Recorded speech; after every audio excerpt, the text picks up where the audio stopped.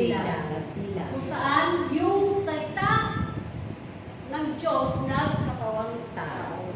No? At yun na nga, naging instrumento ang ating mahal na ina upang sa kapangyarihan ng Holy Spirit ay isinilang ang ating tagapagligtas. At yun na nga, tayo ngayon ay nagdiriwang ngayon ng Pasko ng muling pagkabuhay. Ibig sabihin, muling nabuhay sapagkat siya ay namatay. Talaga naman, di ba? Namatay. So, yun ang kanyang, yun talaga ang misyon ng ating Panginoon, ang siya po ay mamatay para sa ating mga makasalanan. Yung kailangan niyang magbubo ng dugo. Amen?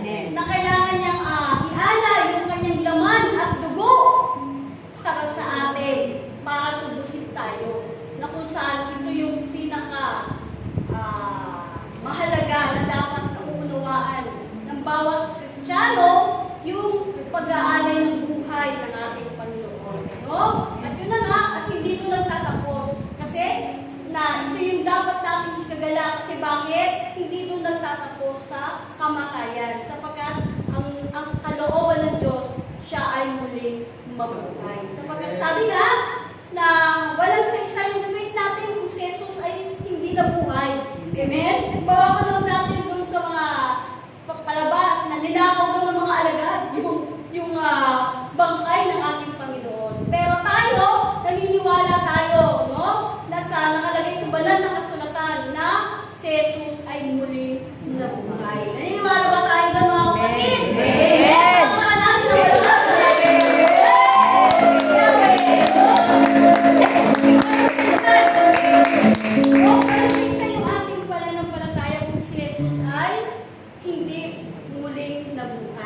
Amen?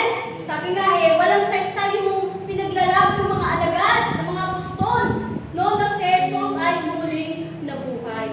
At ito yung katibayan na ang Diyos ay tapat sa kanyang pangako. Amen? Dahil ang muling pagkabuhay ng ating Panginoon ay tanda ng marami pang pagpapala. Amen? Sapagkat isa lang yan sa pagpapala sa mga pangako ng Diyos, ang muling pagkabuhay ng ating Panginoon para bigyan tayo ng maraming biyaya at pagpapala. Amen! Palakpakan natin!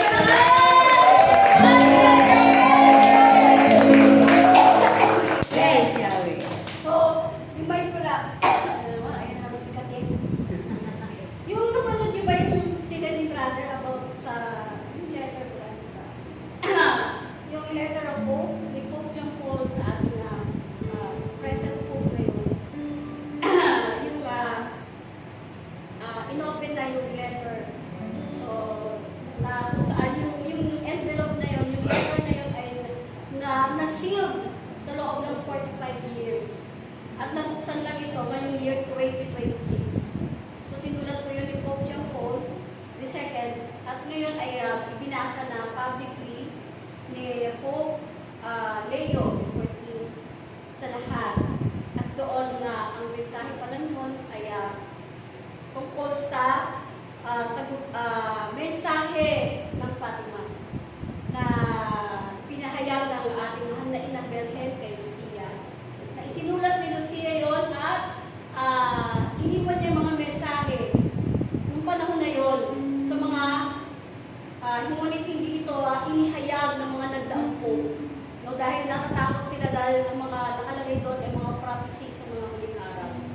At doon nga, ngunit nagganap yun nung panahon ni Pope John Paul. Kaya nga doon ay inihayag niya yung mga propesya na inahayag ng mahal na Belhen kay Lucia. No? Na sinulat ko ni Pope John Paul, yung sulat na yun 1981 pa.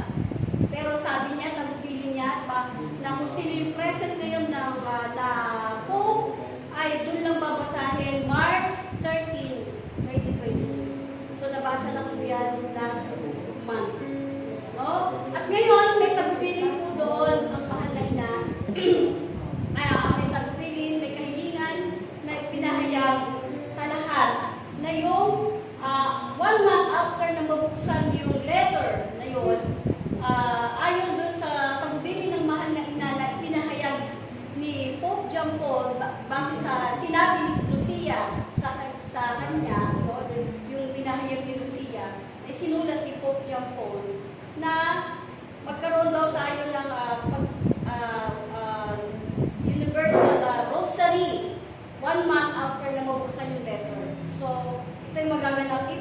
12 noon, no? So, worldwide na pagdarasal ng Santo Rosario.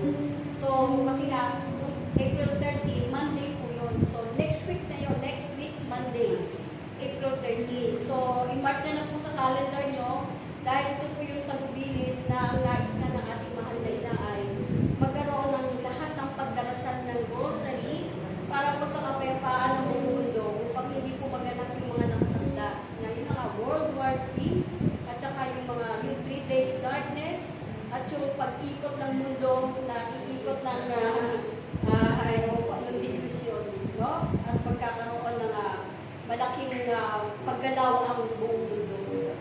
No? So yun yung mga nakakatakot ng prophecy ng The Secret of Fatima. No? Kaya kung mababasa nyo yun, no? At yun na nga, inihayag yun, yung mga sikreto na yun, noong year 2000 lang, noong panahon na ni Pope John Paul. No? At yun nga, na ipinago nga yun, at ngayon nga, nireview na yan noon, pero ngayon, kaya nga yung letter na yun, ngayon lang nabuksan para sa nakaupo ngayon na po. Kaya yung tagbili na yun, sana magdasal po tayo ng rosary sa next Monday, 12 noon, exactly 12 noon sa ating calendar para po para sa worldwide rosary prayer crusade. So, yun lang po. So ngayon po ay dadako na po tayo ngayon sa pangatlong kapahiga ng Espiritu Santo ni Pagkakaloob ni ng Mary. Sa ito